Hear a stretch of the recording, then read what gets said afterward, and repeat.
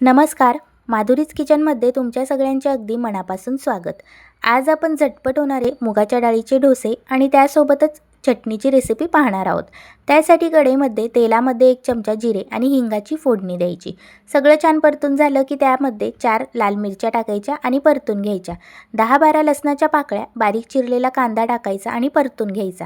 त्यानंतर यामध्ये 1 टोमॅटो आपण चिरून घेतला तो पण टाकून घ्यायचा आणि थोडीशी कोथिंबीर टाकायची. व्यवस्थित तेलामध्ये परतून झालं की मंद आचेवर 5 मिनिटं झाकण ठेवायचं आणि वाफ काढून घ्यायची. वाफ काढून घेतल्यानंतर सगळं साहित्य छान नरम पडतं. त्यानंतर यामध्ये चवीपुरता मीठ टाकायचं आणि परतून घ्यायचं. मीठ आपण आधीच सगळं व्यवस्थित चवीपुरता टाकून घेतलेलं आहे. त्यानंतर यामध्ये अर्धा चमचा आपण हळद टाकून घेतली, 1 चमचा धनेपूड टाकलं आणि 1 चमचा लाल तिखट टाकलं. हे सुद्धा व्यवस्थित परतून घ्यायचं आणि 5 मिनिटं परत वाफेवर ठेवायचं आणि एका प्लेटमध्ये काढून गार होऊ द्यायचं. त्यानंतर मिक्सर जारमध्ये आपण बारीक करून घेणार आहोत. हे सगळं साहित्य आपण मिक्सर जारमध्ये काढून घेतलं आणि गार झाल्यानंतर वाटून घेतलं. त्यानंतर आपण मुगाची डाळ घेतली. 1 मोठी वाटी मुगाची डाळ घेतलेली आहे, जी आपण रात्रभर पाण्यात भिजत घातलेली आहे. तुम्ही 3 ते 4 ताससुद्धा भिजत घालू शकतात. त्यानंतर ही डाळ एका मिक्सर जारमध्ये टाकून आपल्याला संपूर्ण वाटून घ्यायची आहे. आता आपण चटणीसुद्धा वाटून घेतलेली होती, जी एका बाउलमध्ये काढून घ्यायची आहे. संपूर्ण चटणी एका बाउलमध्ये काढून घ्यायची, पाणी टाकून वाटायची आहे. थोडीशी घट्टच ठेवायची, जास्त पातळ करायची नाही. त्यानंतर फोडणी द्यायची. जिरे आणि कढीपत्ता छान मस्त फोडणी देऊन घ्यायचा आणि यामध्ये गरम तेल टाकून घ्यायचं आणि मस्त आपली चटणी तयार झालेली आहे. आता आपण जी डाळ वाटून घेतलेली होती ना, तीसुद्धा संपूर्ण एका बाउलमध्ये काढून घ्यायची. त्यानंतर यामध्ये आपल्याला चवीपुरता मीठ टाकायचं आहे आणि छान अशी फेटून घ्यायची आहे. आवश्यकतेनुसार पाणी टाका. थोडंसं पातळच ठेवा, जास्त घट्ट ठेवायची नाही.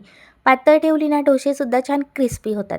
त्यानंतर चवीपुरता मीठ टाकून घेतलं आणि अर्धा टीस्पून हळद टाकून घ्यायची, म्हणजे डोस्याला छान कलरसुद्धा येतो. सगळं एकजीव करायचं आणि छान फ्लफी होईस्तोवर आपल्याला फेटून घ्यायचं आहे. त्यानंतर आता तवा तापायला ठेवला. यावर आपल्याला छान असं थोडंसं बॅटर टाकून क्रिस्पी असा डोसा स्प्रेड करून घ्यायचा आहे. बॅटर थोडंसं पातळच ठेवायचं, म्हणजे डोसा क्रिस्पी होतो आणि स्प्रेड पण पटकन होतो. तुम्ही बघू शकता मस्त छान असा मोठा डोसा आपण तयार करून घेतलेला आहे. यावर तुम्ही वाटलं तर बारीक चिरलेला कांदा टाकून घ्यायचा, बारीक चिरलेली कोथिंबीर टाकून घ्यायची. छान चवसुद्धा येते आणि खायलासुद्धा टेस्टी लागतात. जर तुम्हाला प्लेन डोसा बनवायचा असेल तर प्लेनसुद्धा बनवू शकतात, तोसुद्धा खायला अगदी टेस्टी लागतो. मुलं तर हा डोसा एवढा आवडीने खातात ना, त्यांना सकाळी झटपट तुम्ही टिफिनलासुद्धा बनवू शकतात. छान आजूबाजूनी तेल सोडायचं, क्रिस्पी असा दोघी साईडने छान असा आपल्याला भाजून घ्यायचा आहे. बघू शकता छान आपला डोसा तयार झालेला आहे. दोन्ही साईडने भाजून घेऊया आणि याच पद्धतीने सगळे डोसे आपण तयार करून घेणार आहोत. अगदी झटपट होणारी रेसिपी आहे. चटणी जर तुम्ही या पद्धतीने बनवली ना, तर एवढी टेस्टी लागते, अगदी खायला चवीची लागते आणि या डोशासोबत तर अप्रतिम लागते. या पद्धतीने तुम्ही मस्त मुगाच्या डाळीचे क्रिस्पी डोसे बनवा आणि त्यासोबतच तुम्ही कांदा आणि टोमॅटोची ही चटणी जर बनवली ना, लहानांना तर खूपच आवडेल, पण मोठेसुद्धा आवडीने खातील. सकाळी उठल्यावर रोज रोज विचार करतो की काय नाश्ता बनवावा. पटकन अशा रेसिपी शोधत असतो ज्या एकदम सोप्या आणि झटपट होतील.